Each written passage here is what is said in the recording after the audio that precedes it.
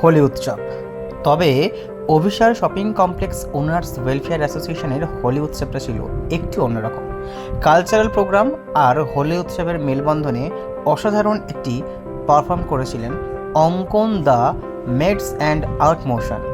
সত্যি অনবদ্য তাদের পারফরমেন্স এই হোলি উৎসবকে আরেকটু বাড়িয়ে দিল। তবে এদিনের অনুষ্ঠানে উপস্থিত ছিলেন অনেকেই। তবে নজর কাড়া পারফরমেন্স এবং অভিসার শপিং কমপ্লেক্সের মধ্যে এত সুন্দর একটা কালচারাল প্রোগ্রাম সত্যিই সকলের নজর কেড়েছিল। তরফ থেকে বলছি, আমাদের দোল উৎসব আজকে এবছর প্রথম শুরু হলো। আমাদের দুটো গ্রুপ গান করলো, একটা নাচ করলো একটা, এবং আমরা সবাই মিলে খুব এটাকে এনজয় করলো। নাচে করলো আর্ট অ্যান্ড মোশন, আর গানে করলো অঙ্কন। এরা খুব ভালো করেছে এবং আশা করব আমরা আবার পরের বছর এটাকে শুরু করব। মানে তো রঙের উৎসব, রং দিয়ে শুরু হলো, প্রচুর দোল খেলা হলো, রং খেলা হলো, সকলের মনে আনন্দ হলো। অভিসার শপিং মলে বাইরের কিছু কাস্টমার এসেছিল, এছাড়া অনেক বাইরের লোকজন এসেও অংশগ্রহণ করেছে। ছোটবেলা অন্যরকম কেটেছিল। আমরা খুব সুন্দর করে বসন্ত উৎসবে নাচ করতাম, গান করতাম, পাড়াতে ফাংশন করতাম। তাছাড়া দোলের দিন সকালে তখন আবির খেলা হতো, সকালবেলা সব বন্ধুরা মিলে আবির খেলতাম। বাড়িতে এসে স্নান করে বিকেলে আবার আর এক প্রস্ত গানের উৎসব, আয়োজন, ফাংশন। এখন তো সেসব অনেক কমে গেছে, মানুষ প্রচুর ব্যস্ত। কোথাও গিয়ে কি মিস করেন সেই জিনিসগুলো? হ্যাঁ, নিশ্চয়ই মিস করি। ওই দিনটা আর এই জেনারেশন আনতে পারবে না, প্রত্যেকে ব্যস্ত।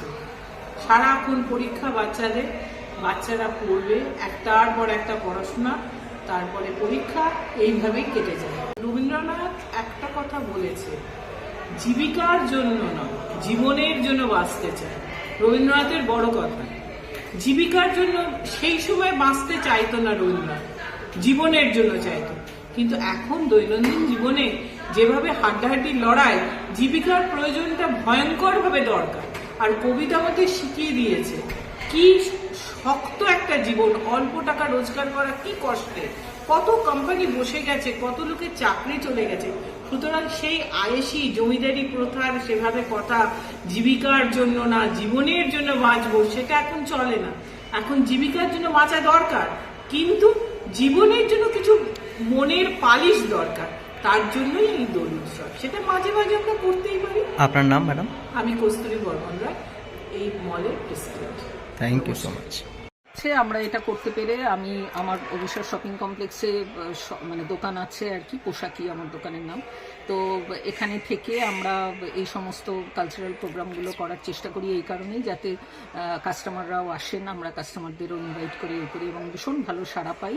তো সত্যি খুব ভালো লাগে, মানে আমরা এইভাবেই এই কমপ্লেক্সটাকে আর কি বাড়িয়ে নিয়ে যেতে চাই। কেন এটা তো একটা ঘরোয়া কমপ্লেক্স, মানে শপিং মল বলতে যেটা বোঝায়, আমাদের তো ঠিক ওই রকম বড় আকারের কিছু না। আমরা নিজেরা মিলে, মানে আমাদের নিজেদের কমিটি, তারা মিলেই আমরা এই ব্যাপারটা করি।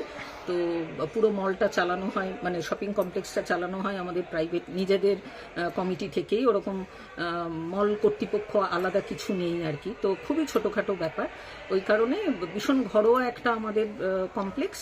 এখানে সব ধরনের জিনিস পাওয়া যায়, খুব সুন্দর জিনিস পাওয়া যায়। আর সব থেকে বড় কথা যেটা, এটা পুরোটা মহিলা চালিত সমস্ত দোকান, মানে সমস্ত দোকানের ওনাররাই ম্যাক্সিমাম আমরা মহিলা। তো সেটা একটা ভীষণ অন্যরকম মাত্রা রাখে। তো ভীষণ জমজমাট আমাদের সমস্ত প্রোগ্রামই হয়। এটার পর আমাদের পয়লা বৈশাখও আছে, পয়লা বৈশাখেও আমরা করি, কবিগুরুর জন্মদিনে আমরা করি। তো এইভাবে আমরা খুব সুন্দর করে এইসব মানে অনুষ্ঠানগুলো আমরা পালন করি। ছোট থেকে আমি সেই রকম পরিবেশে মানুষ হয়েছি। আমার বাড়ির কালচার সেরকম, মানে আমি নিজে একজন নৃত্যশিল্পী। আমি কবিতা বক্সী, অনিমেষ বক্সী আমার গুরু। আমি তাদের কাছে ভারতনাট্যম শিখে 6th ইয়ার কমপ্লিট করে আমি নাচ নিয়ে পড়াশোনা করি। তারপরে আমার বিভিন্ন গ্রুপে আমি মানে করেছি, পারফর্ম করেছি। তাদের গ্রুপে আমি অডিশন দিয়ে, মানে ইন্টারভিউ দিয়ে আমি পাশ করে তাদের গ্রুপে আমি চান্স পেয়েছি। সেখান থেকে আমার প্রফেশনাল লাইন শুরু।